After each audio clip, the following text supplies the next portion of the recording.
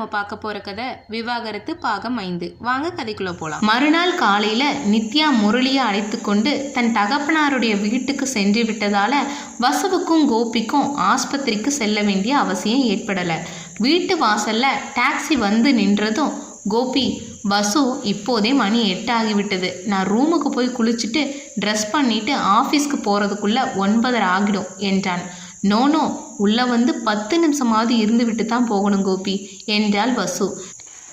பிறகு டிரைவரை கொண்டு ஸ்டெப்னியை போட சொல்கிறேன், என் கார்லேயே உங்களை கொண்டு போய் விடுறேன் என்றாள் வசு. கோபியும் இறங்கினான்.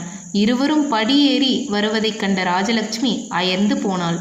இரவு வந்து மற்றொரு ஃபோனிலிருந்து முந்தின இரவு அவசரமாக வெளியேறிய வசு நித்யா வீட்டுக்குத்தான் போயிருக்க வேண்டும் என்று ஊகித்திருந்தாள். காலையில் இந்த இருவரும் இப்படிப்பட்ட குதூகலத்தோடு சேர்ந்து வருவதை அவள் பார்த்து மகிழ்ந்து போனாள். தன்னுடைய அவல நிலைக்கு அவள் கண்ட காட்சி அருமருந்தாகப்பட்டது.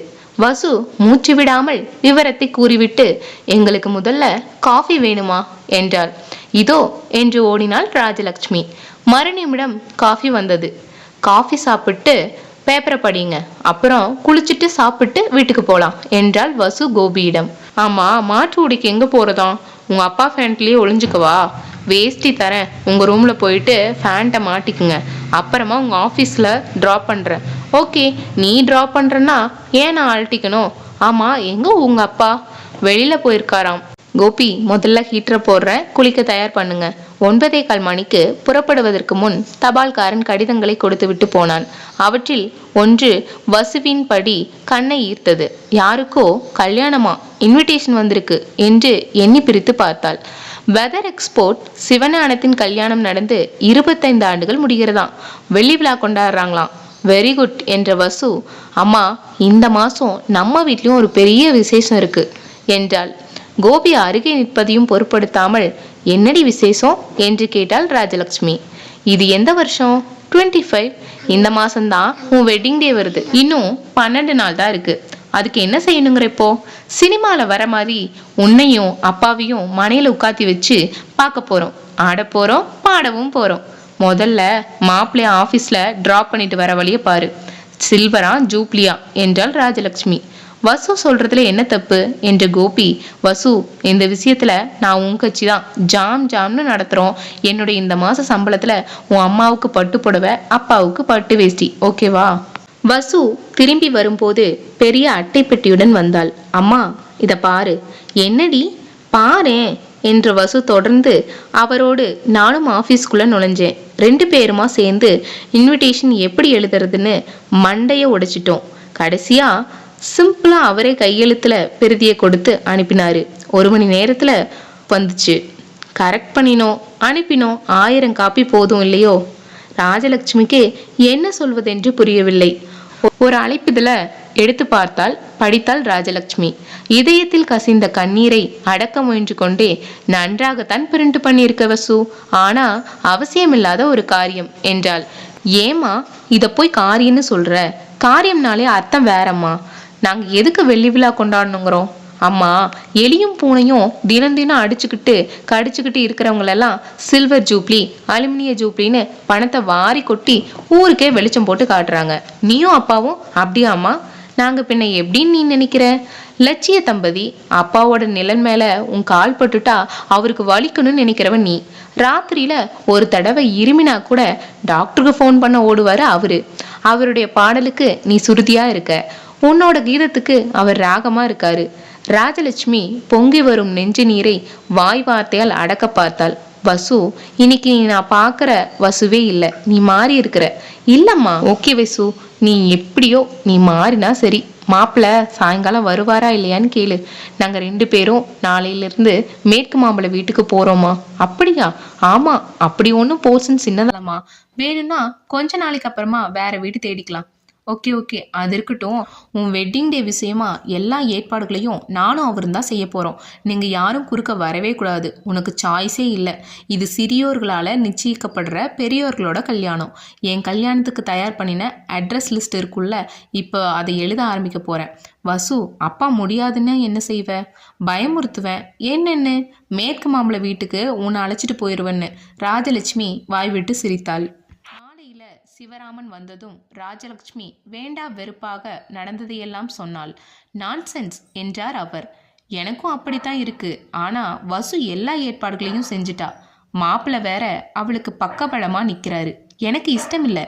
எனக்கு மட்டும் என்ன, இன்னொரு தடவை உங்களோட மனையில் உட்காரணும்னு ஆசையா இல்லை வெறியா? கன்சல்ட் பண்ணி விடுறேன். நானே பண்ணத்தான் பார்த்தேன், ஆனால் முடியல. வசு இப்போ ரொம்ப சந்தோஷமா இருக்கா. மாப்பிள்ளையோட அவ இன்னைக்கு காத்தால படியேறி வந்தபோது எனக்கு உடம்பெல்லாம் சிலுத்துருச்சு. நம்ம கல்யாணத்துக்கு சில்வரா ஜூப்ளியா வெக்கக்கேடு. நான் சொல்ல வேண்டிய வார்த்தை. ஆனால் இப்போ ஊருக்காக நம்ம பாலை குடிக்க வேண்டியிருக்கு. இல்லாமல் போனால் நாம் 2 பேரும் இப்போ குடிச்சிட்ருக்கிறது விஷன்னு வெளியே தெரிஞ்சுவிடும். எப்படி? நான் வசுகிட்ட தலையசைச்சாச்சு. அவளும் 50-60 இன்விடேஷன் ஸ்டாம்ப் ஒட்டி அனுப்பிச்சாச்சு. இனிமேல் நீங்கள் முடியாதுன்னு பிடிவாதம் பிடிச்சா அவமானம் மட்டும் இல்லை, அவதூறும் வரும். நான் கவலைப்படவில்லையே, நான் படுறேனே. I don't care. நான் நேற்று ராத்திரி உங்ககிட்ட கெஞ்சி கேட்டதையெல்லாம் அதுக்குள்ளே மறந்து போயிட்டீங்களா? வீட்டுக்குள்ளே நம்ம லட்சிய தம்பதியாக இருக்கணுங்கிறது நீ ஆசைப்படுற. இல்லை, வீட்டுக்கு வெளியிலையும் அப்படித்தான் நினைக்கிறாங்க. இப்போ நீங்கள் பிடிவாதத்தை விடலைன்னா வெளியே சிரிக்க ஆரம்பிப்பாங்க. வசு உங்ககிட்ட காரணம் கேட்பா. அவளுக்கு என்ன பதில் சொல்வீங்க? சிவராமன் கண்ணில் அனல் தெறிக்க ராஜலட்சுமியை பார்த்தார். ஓகே, ஆனால் ஒரு கண்டிஷன். என்ன? நீ யாரை மனசார வெறுக்கிறியோ அவளும் வருவா. ராஜலட்சுமி திகைத்து திடுக்கிட்டு சிலையாக போவாள் என்றுதான் சிவராமன் எதிர்பார்த்தார். ஆனால் அவள் சிரித்தாள். நான் அமிர்தம்மாவை வெறுக்கவில்லையே. நான் இப்போ யாரை மனசார வெறுக்கிறேன்னு உங்களுக்கு தெரியலையா? அந்த வெறுப்பு மியூச்சுவல், பரஸ்பரம். 2 வெறுப்பு பிண்டங்கள் மாலையும் கழுத்துமா மனையில் உட்காந்து ஊராருக்காக பல்ல காட்டி சிரிக்க போகுது. இதுக்கு ஒரு விருந்து, ஒரு கும்மாளம். ஓகே, ஆனால் அமிர்தம் வருவா. அவ இல்லாமல் இது நடக்காது. அதான் சொல்லிட்டீங்களே. உனக்கு தான் என் பூரணம் பூரா தெரிந்து விட்டதே. இனிமே பிட்டு பிட்டு உடைச்சு சொல்கிறதுக்கு என்ன? அன்னைக்கு நீயும் நானும் மனையில் உட்கார்ந்துருந்தப்போ அவள் ஏதோ ஒரு வீட்டில் எங்கோ ஒரு மூலையில் உட்காந்து விசித்து விசித்து அழுது கொண்டிருந்தா. அந்த நாளுக்கும் சில்வர் ஜூப்ளி வேண்டாமா?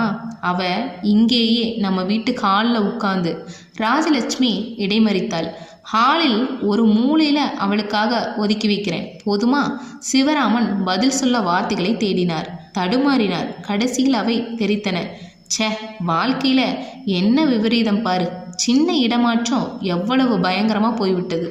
மனையில் இருக்க வேண்டியவள் மூளையில் இருக்க போகிறாள். நீங்கள் தான் மூளையையே மனையாக்கி விட்டீர்களே. சரிதான், மூடுவாயே. சரி, ஆனால் நீங்கள் 1 மணி நேரத்துக்கு வெளியே போகாதீங்க. ஏன்? நான் இப்போது சௌந்தரிய லகரி பாட போகிறேன். அது போக அப்புறம் பாயாச நெய்வேத்தியம் செய்ய போகிறேன். அதை வாங்கி கொண்டு நீங்கள் எங்கே வேணாலும் போங்க. சி, என்ன பித்தலாட்டம். நீங்கள் உங்களையே அலசி பார்க்கறதுக்கு இதுதான் நேரம். உன் பூஜையை சொன்னேன். நான் உங்கள் நெஞ்சில் நடக்கிற நாடகத்தை பற்றி கேட்டேன். ராஜி, அவர் கத்த வாயை எடுத்தார். அதற்குள் போர்ட்டிகோவில் காசுத்தம் கேட்டது. உஷ், வசுவும் கோபியும் என்றாள் ராஜலட்சுமி. வா கோபி, வா வசு.